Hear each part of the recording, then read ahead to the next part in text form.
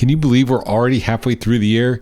It's July 2025 and 6 months have already gone by. And as I was reviewing my workout plan of all things, I was also reflecting on what have I read this year. So as I switched things up for the second half of the year and look to change things up in the gym, I was also looking back and reminiscing a bit about what I read this year so far, what are the hits, what are the misses, and then also looking a bit ahead to what the second half, and wouldn't really say goals, but what I am looking forward to start reading. So hello, my name is Zach, and on this channel it's mostly science fiction and fantasy books, but as you will soon see from this list of what I read in 2025 so far in the first 6 months, I do also read a bunch of other things like comics, manga, business, and personal development.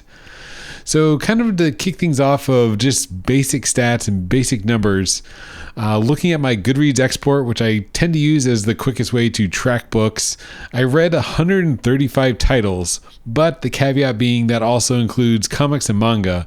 And the way Goodreads checks those is sometimes a single volume of a manga, it counts as a book, so it's not really 100 books, 135 books. It sounds crazy, but like a big bulk of that was honestly reading Naruto manga, which was like 60 volumes. So that's like a huge chunk of the numbers right there.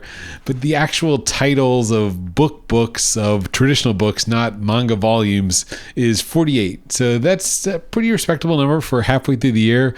I wasn't trying to hit 50 or trying to make 100 by the end of the year. Not reading for numbers because honestly, science fiction and fantasy does have some pretty big door stoppers a lot of times. Most books are in the 10, 20, 30 plus hours, especially looking at you, Sanderson. I read Wind and Truth, which was a monster, like 67 hours of audio. So yeah, some of these are, not trying to hit any specific numbers, not chasing numbers, just chasing enjoyment. And I think from this list, you'll see what I tend to gravitate towards. And I sorted it into kind of a tier list using the tier list maker that, hey, everyone loves to create content around. And I think it was a great way to organize the 48 books that end up being actual books. And this is my list of books I read this year in a tier list. And to talk briefly through this, some standouts and some highlights of the year, looking at my list. I guess first talk about manga, which I didn't make tier list, but the big one was the Naruto manga, which was enjoyable. My first time reading the whole manga all the way through, watching some of the anime way back in the day, but finally reading the manga, reading all the arcs from the Pain arc and onward to the final. It was a great read. It was kind of like a palate cleanser in between epic fantasy. Some other standout mangas that I read that I want to get into more, and what I was looking for was trying to find that, I think, epic fantasy, that seinen style manga. The only one that really scratched that itch so far this year was After God by Sumi Eno. With the concept of that one is it's a world with gods, so there's kind of like the fantasy kind of throwover, but the gods kind of control territories and they're kind of like into our world but not in our world. So it has definitely a fantastical high fantasy kind of feel in a modern urban setting, a little bit on like the power side, but it's not like a Naruto where people are ninjas with superpowers. And yeah, so it's really interesting. It definitely has that adult feel. That was kind of the standout of other manga, and I read the first 3 volumes of After God, really enjoyed it. So I'm looking for something more in that niche. What I'm currently reading for manga, as just to close out this section of the video on manga, is Genshiken, which is the study of the Society for the Study of Modern Visual Culture. It's just like a gag anime comedy about a club in a college where it's not the anime club, not the manga club, or the video game club. It's kind of like all those things in one club. So they do touch on the subjects of games, comics, figures, models, like one character they cosplay. So it just covers a broad range of, I guess, otaku culture. So it's just funny, lighthearted. It's a great, again, palate cleanser read, nothing super serious. So back to the actual books, the 48 books that compose my list. I also squeezed 2 books on here that technically weren't July cutoff. I put James S.A. Corey's Leviathan Wakes from The Expanse because I finished it in December 2024, so that's why you see it there on the bottom. So it's technically, it was a 2024 book, but it was in the holiday, those 2 weeks between Christmas and New Year's, so it felt like 2025. And earlier today, I finished book 3, Abaddon's Gate, so I'm in this Expanse mood. Read the first 3 books, well, technically 1 last year, but the next 2 books this year. So that made my list just to talk about it as a series. And then also just the one outlier was over here is The Thinking Machine with the story of Jensen Huang and NVIDIA. So I'm going to talk about it in a second when I get to kind of like the tech section, but that rounds out the tech books. So from this list, I organized it using the tier list of S, A, B, and C tier. You'll notice, just to talk quickly around the C tier stuff, a lot of the self-help books where I read them and they're sort of that edutainment where I read them more for entertainment than education. So they were okay. They were a good, easy listen just to have in the background while I'm doing chores. It's not, epic fantasy where I'm trying to follow the characters and figure out what's going on. None of these in the C tier really blew my mind. They weren't like new ideas, but they were like okay reads and okay listens, so that's why they're kind of down there. Some of the fantasy and sci-fi books that I read just briefly that were, again, didn't really make the even enough to recommend. Heavenly Tyrant was, again, okay, not as strong as the first book in the series, which is Iron Widow, which was great. It came out a couple years ago, so I wanted to read the second book, Heavenly Tyrant, of the second part of Iron Widow, but again, it was just not as strong as the first book. More too many politics, I guess. Now that our story arc goes to, they've conquered the kingdom, they overcame the big obstacle, and now they're kind of in, again, maybe second book syndrome, where they're kind of in the ruling phase of this kingdom. So it was okay, not that great. Other books briefly to talk about in the fantasy, Jim Butcher's Fears of Calderon, supposed to be Roman Empire meets Pokemon. It was just not enough Pokemon, enough action for me. So it didn't really hit that, even though I'm wearing a Pokemon shirt. Fears of Calderon just wasn't it for me, just my personal. Other things, Hamajang Luck. Again, it was a new book that's a lot of booktube buzz, but it was too booktubey. It was, I maybe trying too hard to be a diverse cast of all female characters. So it was Ocean's 8 of an all female heist, but the heist wasn't that interesting. And I wanted to like it because it was supposed to be set in space on this like futuristic space colony, but it's not sci-fi enough either. So it was, I guess, a good passive listen, but it was just what doesn't it wasn't like great by any means. The other books down on the C tier, Susie Welch's Becoming You, which was kind of about pivoting your career. Denial of Death would be read for a book club, which again more kind of philosophical in the history of different psychology and the philosophy of it was very heavy, even though it won, I think, the Pulitzer Prize. It won some awards, but it's kind of a heavy, not easy read by any means. 100 Shadows was an interesting kind of this magical realism, really short. It was okay.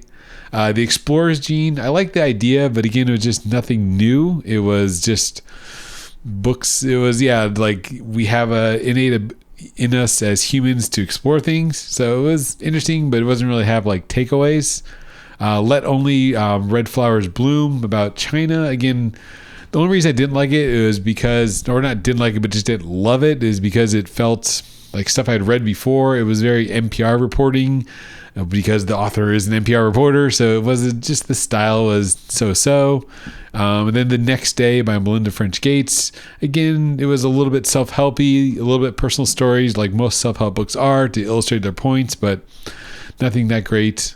And then moving up to kind of B tier.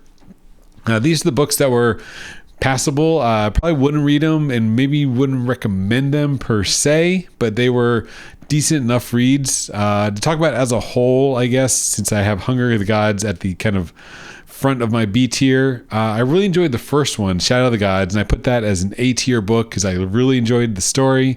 But then Hunger of the Gods, as we got to the second half of the story, it just felt that middle book syndrome. So that's why I placed the first book as an A. I really enjoyed the first one, the setting, and the second one is more of a setup book. And today, as of this recording, I started book 3 because I finished The Expanse. So I'm looking to wrap up the trilogy of the Bloodsworn trilogy. But yeah, if I had to rank the books, I like the first book more than the second book. The second book expanded the world, but didn't really advance the plot too much. It just kind of fleshed out the characters and added to the cast. The same thing in the A, B for my other book on the B, which is I put the Lycanius trilogy, which I'm on book 3 and I've paused it for weeks now. I would say the first book, The Shadow of What Was Lost, was great. I enjoyed that a lot and I would give it an A. But then the second book, it was, again, maybe this middle book syndrome. Where I like the first book, but the second book just doesn't hit the same way. I put the second book, The Echo of Things to Come, down in a B because, again, it was just not as compelling. The first book set up this big kind of mystery. It's a time travel paradoxy. And the second book started to expand on that, but didn't resolve anything. And there's still those mysteries. And obviously, I know that's coming. That's the point of the third book, that we're gonna resolve all the time travels, going back in the future. And yeah, I don't want to spoil too much because it is kind of a mind bender of who's who and who's traveling and what timeline they're on and what's going on with the barrier. But I like the first book. Again, the second book not as strong. And then just, again, to focus now on maybe the rest of the B tier stuff that was good enough. The Curse of Chalion, I actually like the character, but not a lot happened. So you have to be in the mood for the Curse of Chalion. It's very adult politics in a castle. So it's in a fancy setting, but not a lot of fantastical stuff goes on. They're definitely not on a quest to slay a dragon. It's kind of internal politics between different countries. So if that's your thing, it might hit higher, but it wasn't action oriented and fantasy oriented enough.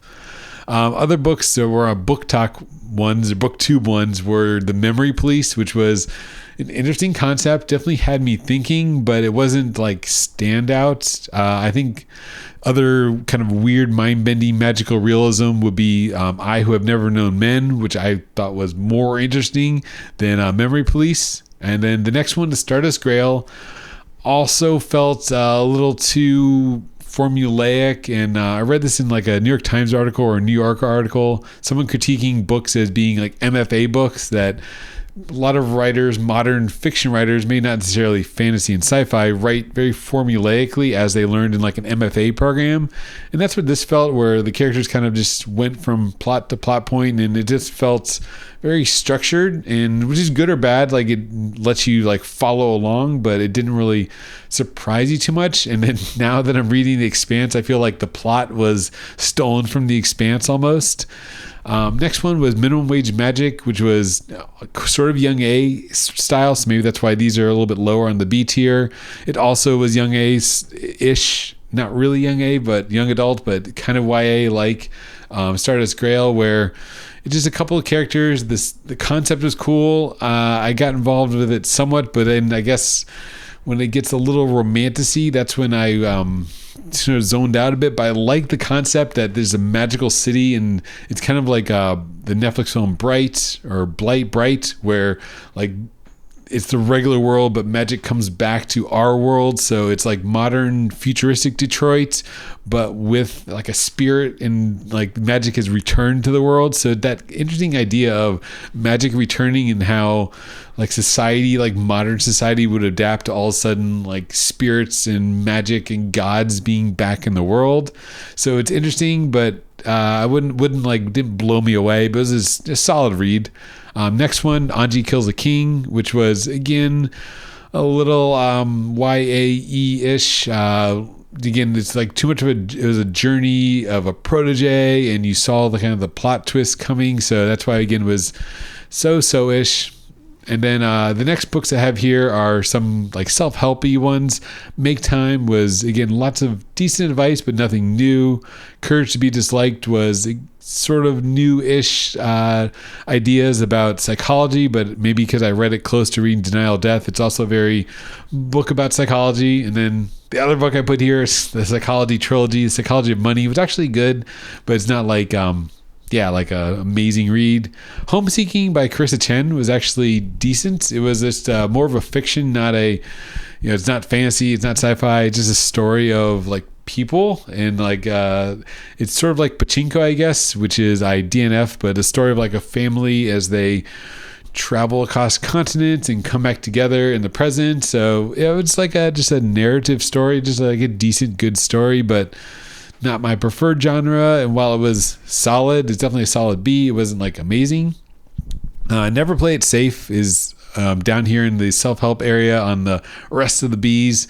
And this one was a follow-up book by Chase Jarvis, who I really look up to because he's a creative. Back in the day when I was doing wedding photography, I looked up to Chase Jarvis. He was one of the pioneers in photography and Creative Live. And so I wanted to check out his second book, but I read his first book on this list. I don't see it on this list. Maybe it was the year before. So it was 2024. But I read his earlier book about creativity.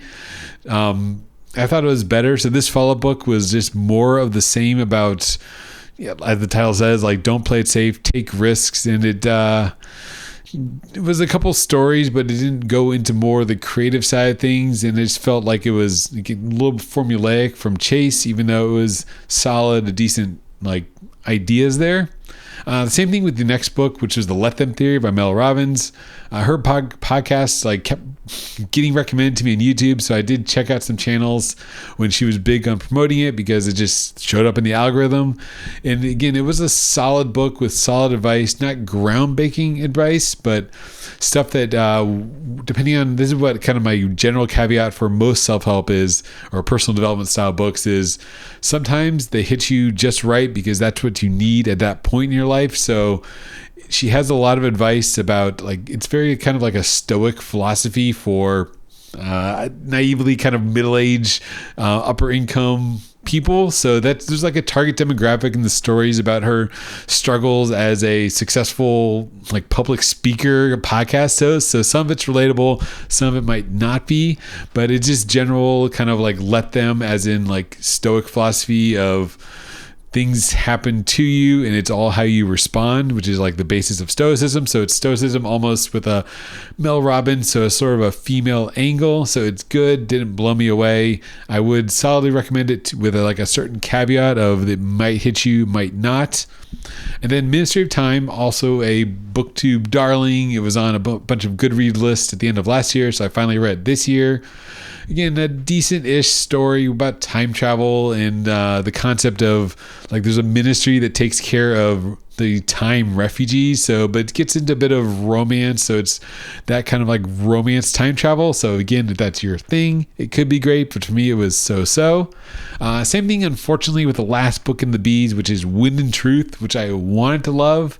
But again, Sanderson, Stormlight Archive, I adored the first three books. I really loved them. They were great. The fourth book, Rhythm of War, took me forever to read because it just got so slow when they're just in the tower, and it wasn't as interesting as the first books, as once you kind of get the setup and they start getting their powers and all the things are coming back. And then in the fourth book, they kind of lose all their powers. And then the fifth book, besides being super long and kind of some... yeah, it does wrap up everything. The very end, not to be too spoilery, I like the ending. I like where it could possibly be going.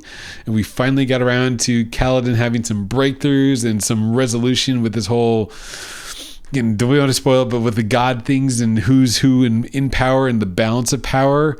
But it just took a long time to get there, and it wasn't like a great execution. I feel like he didn't quite stick the landing on Sanderson. So as much as I love early Sanderson, early Stormlight, yeah, Wind and Truth was a B. I wouldn't enthusiastically recommend it. If you've already invested the first four books, like hundreds of hours of listening, you probably want to finish it. You're going to read it anyways, but it's hard to recommend.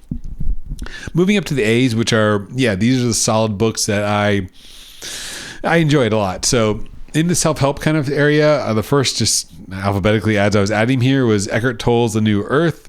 It was great kind of mindfulness spirituality book. And to pair that with, it's not really on the list in order, but Sam Harris's Waking Up is also about spirituality and mindfulness. Both the New Earth and Waking Up are about meditation, kind of the concept of mindfulness, of being aware of your thoughts and you're the one thinking the thoughts. So those two go together really well. And I really like Eckhart Tolle's kind of take on things.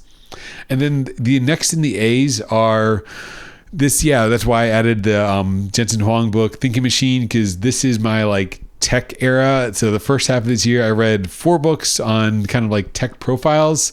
The only one that make it up into the S, up into the top, would be Bill Gates, which I really enjoyed. His Source Code, My Beginnings, which is more, again, of a memoir biography of his life. And I really like that one more, maybe because it's a biography written by Gates about him. But down the A tier, there were also good, profiles of companies, which was Apple in China, which is obviously about Apple, and more about a business book about the supply chain side of Apple. And then the one I just finished, so technically I finished it in the first week of July, so that's why I'm kind of squeaking it on here. But the Thinking Machine, I really also enjoyed as well. It's a profile of Jensen Huang, but also more so of NVIDIA, and also mirroring the rise of AI. So it was interesting to kind of similar to Apple in China. That's why I kind of put them together, of how the hardware drove innovation elsewhere. So NVIDIA is a hardware company. They make graphical GPUs, graphical processing units that back in the day, my day, yes, we used them when we built computers, Windows machines, and then eventually they got used for crypto mining. And then now they turned out with the really interesting story of how they developed CUDA technology, which is the parallel processing, to turn these graphics cards into parallel processors, which it happened to be the perfect thing you need for machine learning and for training AI. So really interesting and very relevant book today in 2025 to read. And then in my kind of quadrilogy of or tetralogy of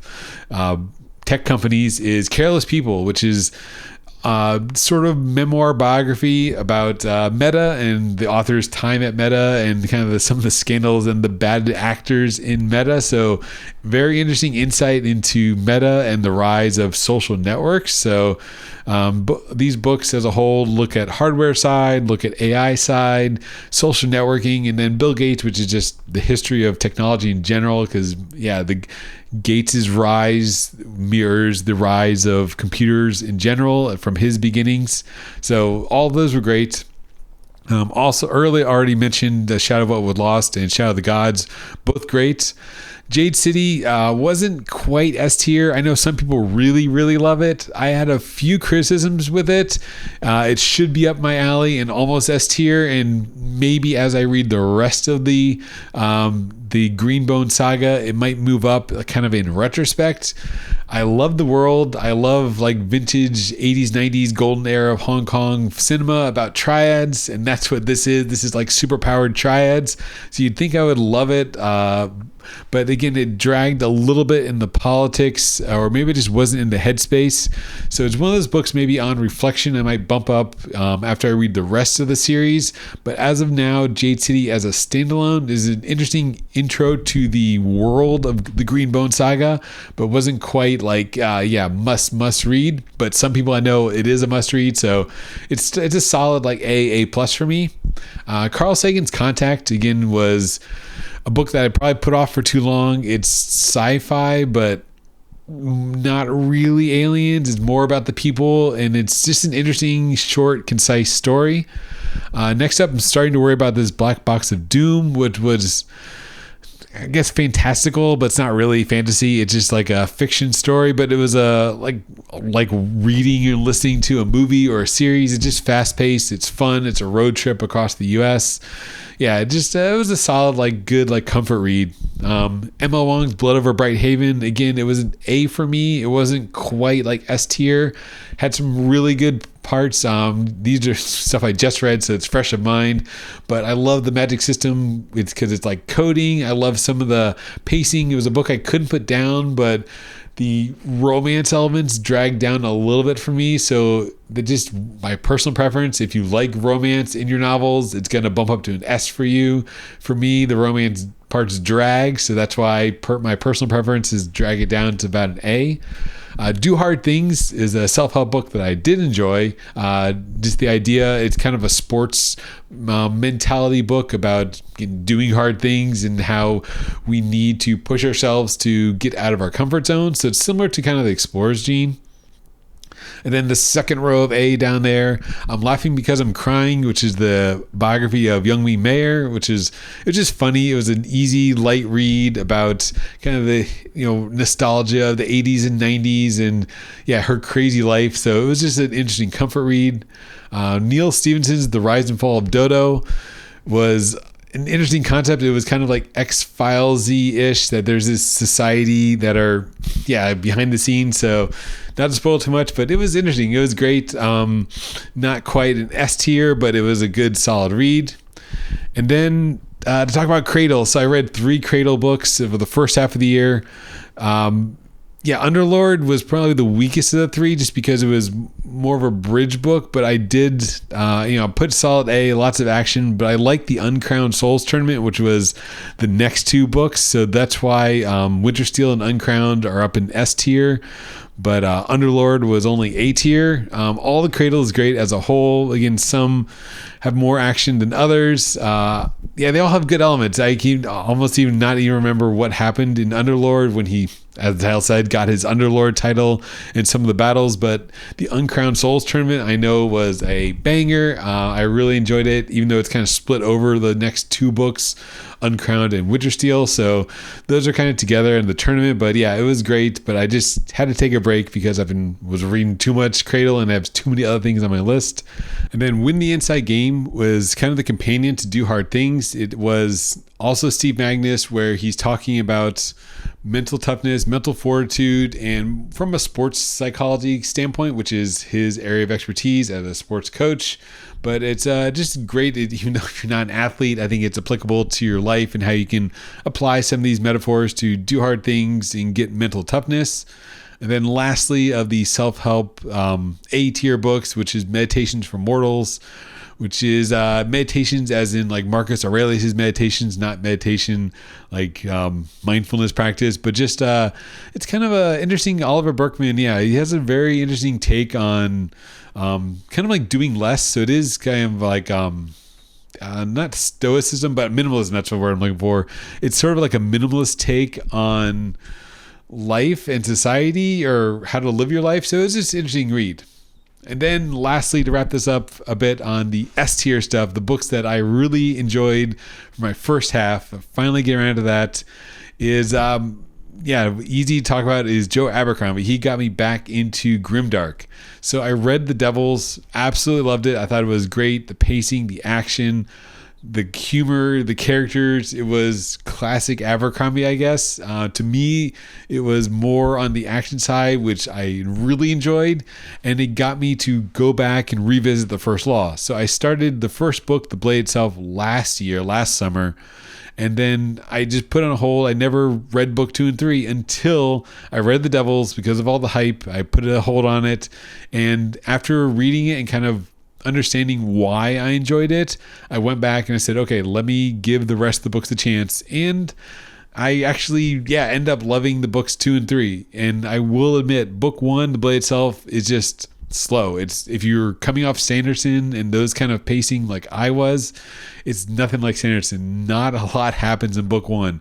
I think that's why I kind of gave up on the series, or at least paused the series at the time, because at the end of Blade Itself, they're just starting on their adventure, and they kind of finally form up with Baez and Logan, and then nothing really happens. Stuff obviously happens. It's still a novel, but there's no like big fight, no big resolution, and we start seeing that in books 2 and 3. 2 has another quest. They're on this quest. 3 has a great battle, and everything comes together, and they were great. And as a trilogy as a whole, it was amazing. Book 1 was the weakest, but 2 and 3 are definitely stellar S tier. If I had to book one. I'd probably put it like an A or a B even, because as a standalone, it's tough. You have to kind of get over this initial intro to the First Law world. So besides the First Law and 3 books from Abercrombie in the S tier, Benjamin Lyer's The Failures was a book that I loved. It's a mix of science fiction and fantasy about like isekai kind of portal fantasy where the main characters, there's multiple main characters, but there's kind of like these, people from another world come to our world, come to this world. And when they come, they obviously are powered up. And this very interesting world, a lot going on. There's like this technological magic system of silver. It's just crazy. I loved all the ideas. I thought it was a great start to a series. Lots of cool concepts there. The next, Caliban's War. So technically the second book I read this year, because I finished Leviathan Wakes in December 24th, and then I finished today, which is July 11th, I finished Abaddon's Gate. So the only book I read the first half technically was Caliban's War, and Caliban's War was amazing. I liked Leviathan Wakes a lot, but Caliban's War was something else. You get Avasarala, you get all the characters, you get the proto-molecule, you get Marines, the Martian Marines blowing things up in power armor. It just got a lot of great ideas, a lot of great concepts, and the second book was really strong. And then, the rest of the book on the S tier is stuff I talked about. The next 2 in Cradle were great. Enjoyed those a lot. The Uncrowned Souls tournament. And then lastly, Bill Gates' memoir, Source Code, which is, funnily enough, it's like a fantasy book. This is part 1. This is just the first half of his story. So that's in total my tier list of the 48 plus 2 novels. Not to round up by 50, but 48 novels read from January to July. So the first 6 months, and then plus squeaking in Leviathan Wakes in December, and then The Thinking Machine, which I read the first week of July. So those are the books I read in 2025, the first half. And then looking ahead to what I have in my library queue and the Audible queue and what I'm looking forward to most. What I'm currently reading is The Fury of the Gods by John Gwynne. So wrapping up the Bloodsworn trilogy. Hoping to finish it. Probably gets mid next week. Kind of get some chunked reading over the weekend. And then wrap it up hopefully next week. But looking to finish that out. To see where the Bloodsworn go in this epic grimdark Norse-inspired fantasy. And then looking at my holds, what I had queued up coming soon is The Tainted Cup by Robert Jackson Bennett, which was described as fantasy and mystery, so it sounded interesting. Put the queue in, so that's in the library hold. And other books that are about 6 weeks out as of this recording, Perdido Street Station by Tina Mieville. So that is a sci-fi-ish twist mindbender book that I've been looking forward to. I read his book with Keanu Reeves and enjoyed it, and I've heard nothing but great things about his mind-bending, twisty rest of other series, so looking to try more Mieville.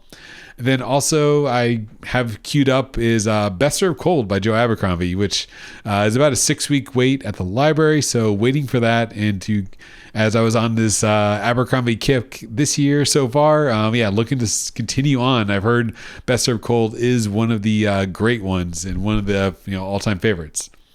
And then also what I have queued up in Audible is, I need to finish up the Lacanius trilogy. I'm on the last one, and I've got The Light of All That Falls by James Islington queued up. I also, in my Audible library, I have Piranesi by Susanna Clark, which, again, really want to read that. I've heard nothing but great things. It was on a lot of lists last year.